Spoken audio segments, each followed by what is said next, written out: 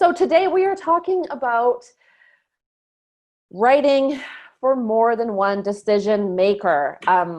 So if you're in 10x web copy, this is a refresher for you. If you saw our presentation, at the beginning, at the launch of Copy School this year, then you've seen a little bit about this.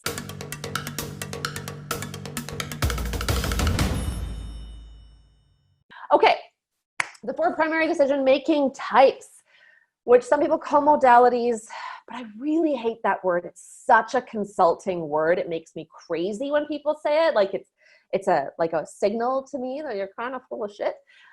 So I'm not going to say that. I'm just going to say types, because that's what we're really talking about, unless you're like an extremely amazing UX researcher, in which case you probably use modalities and you don't use it like, oh, weirdo.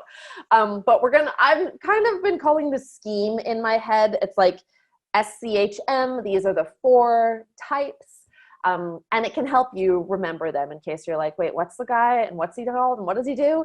SCHM, scheme. Just remember that when you're thinking of how people make decisions on a page, how they consume the content that you have on a page or on a website. Okay, so we're going to walk you through what these are. And if you read today's email, you already know, this is to better help you understand who you're really writing for, so that we're not just writing for those people who demand the most attention, those visitors who they click at the top of your, like when you're doing click tracking or scroll mapping, all of the attention seems to be happening up at the top of the page. And we tend to all think, oh, that's the most important part. And yes, it's a very important part, because every single visitor to your page will see that, whereas the bottom of the page will not be seen by every single visitor. But that does not make the bottom of the page less of an opportunity. There are people who need to read the whole page, and we want to make sure that we're helping those people out too, not just focusing on the people who are demanding attention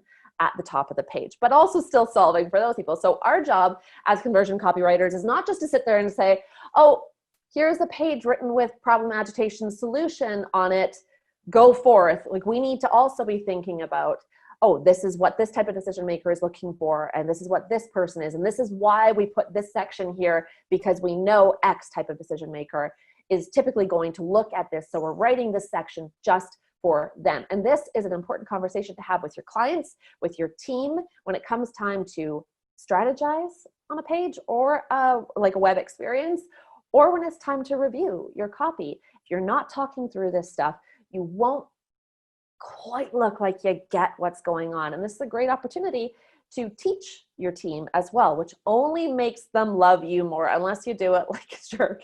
So just don't do it that way. Just be really nice with your teaching. Like, oh, here are the 4 decision-making types. Like, have we not talked about this before? Let me quickly talk to you about it. Okay, so this is like what we're talking about here. The bright red at the top is where most digital marketers, when they put Hotjar or Full Story or whatever on a page, they're like, holy man, the red area, everyone sees it. Yep, everyone sees it. It's true. Everyone will see that page or that part of the page. And so we want to do our best to solve for everybody there. It is a difficult part of a page to write.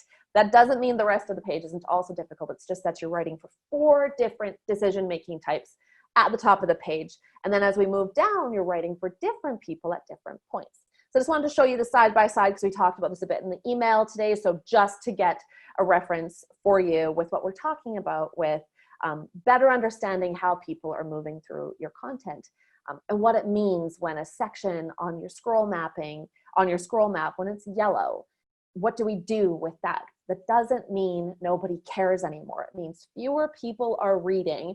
And the question is, are they still clicking? Are they still interacting? Are they still doing something?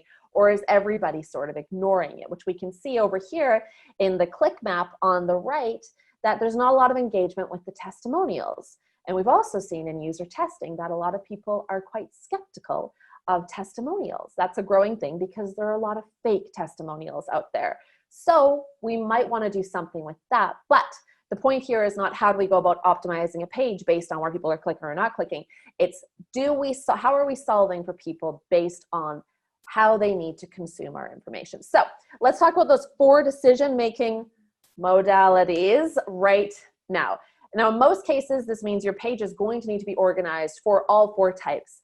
And how they're broken down is fast decision makers, slow decision makers, emotional, and logical. So those are like the basic levers that we're playing with when we're trying to understand who these people are and how they're making decisions. Okay, so when we think about scheme, SCHM, scheme, just say it, just do it, just use it.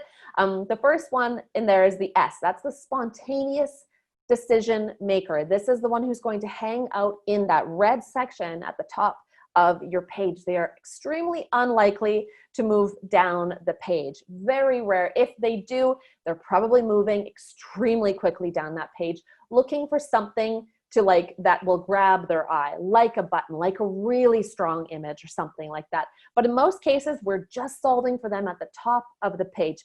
They're going to be using search a lot. They'll be using your global nav a lot. So when you're like optimizing the language in your global nav, you'll typically do so with this spontaneous decision maker in mind. You know that they're using tools a lot to help them get to the point where they think, oh, now I know what I want, now I know what I need, I understand this. They're not going to read a lot of copy. This person is, although they're emotional, they believe strongly in their own abilities to find what they need, and once they think they found it, they make decisions just a lot faster. So spontaneous person, you're going to organize your page to better target that spontaneous person and speak to them in the hero section. And that's often why we see calls to action, like actual buttons in the hero section, knowing that a spontaneous person is looking for that. The challenge is that there's all of these other decision makers that are not yet ready for that. And some may click, and that can be difficult for your conversion rate. But keep in mind that there is an argument to be made for putting a button in the hero section simply because you're a spontaneous decision maker wants you to give them everything they need in the hero section, okay? So they don't want to have to scroll at all. They're not going to be using their mouse to move down a page. They're using it to click on things. Okay, that's the S. The next one up is Humanistic. Oh, sorry, the C was supposed to come up next. So we're going to skip over to Humanistic. And this is more emotional and slow paced. So like spontaneous, they're driven by more emotional things. So they want to see people's faces. They want to feel connected to you. But they're going to move more slowly through what you've got, okay? So they're more, again, they're just like, think humanistic means they like people. Put people images all over it, influencer testimonials, reviews, word of mouth, images that showcase human emotion. So a lot of SaaS websites don't have people on them, or they have illustrations that I can't connect with as a humanistic decision maker.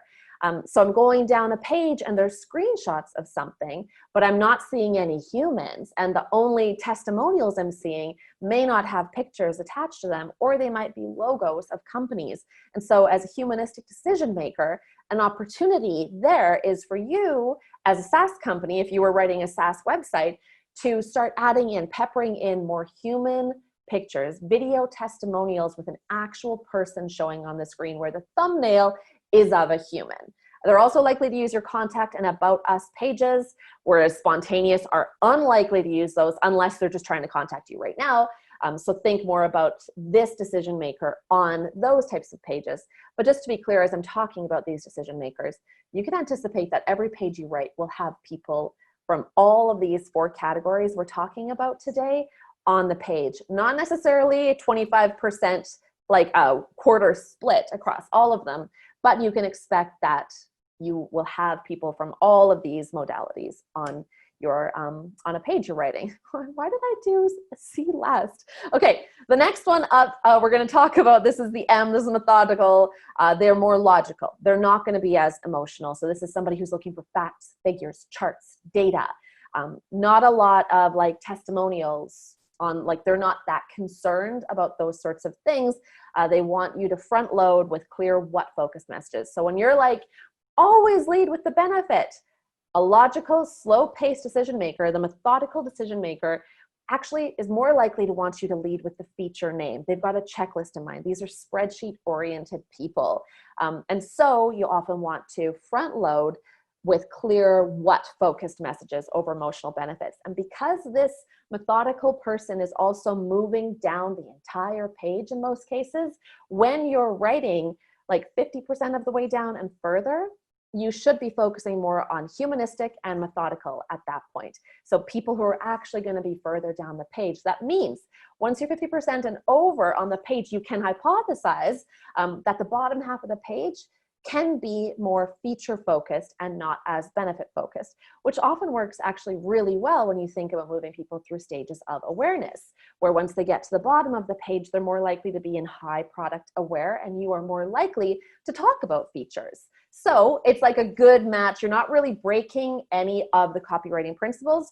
You're taking everything you already do, but better understanding why it's likely to work like that. So as you move further down the page, know that your methodical decision maker is there with you. When you're writing the second half of the page, write it for methodical and humanistic. Okay, that brings us to competitive. Now, how it should work is SCHM. It doesn't matter that, but it can help you with the acronym just of remembering scheme. Okay, that we're finishing off with that logical, fast-paced decision maker. So just like spontaneous, they're moving quickly, but they're very logical, not emotional. They're not just like randomly clicking, which is no offense to the spontaneous decision maker, but they're more likely to be looking for features. They're looking for the same things methodical is looking for, but they want it faster. So you have to still front load with the what on the bullet list, on your crossheads. They're going to focus more further up on the page, and they're more of a scanner. So if they make it down the page, that's where your crossheads. If you have crossheads further down the page that open with the what, that are more about the what, then that's good for this scanning person, the competitive person. But you also want to make sure that further down the page, you're solving for humanistic, who doesn't care as much about the what. They want to feel something good. So that's the balance that you have to have as a copywriter, thinking through those things as you go through and write your copy. Okay, those are the four. SCHM, think about emotion versus logic, fast versus slow when you're working through writing a page. And now I invite you to go to whatever site you might be working on. Cool. Oh, Todd's here too. Todd, hi. Cool. Yeah, we do have to catch up soon. Thank you. I'm sorry, I get so distracted. I am a squirrel if you ever met one. Like anything shiny that I like suddenly catches my eye, I am off. And I think that, look at me, I'm squirreling right now. But that, I think that's actually like a benefit for writing web copy. Yeah, Todd, I blame you. I blame you definitely.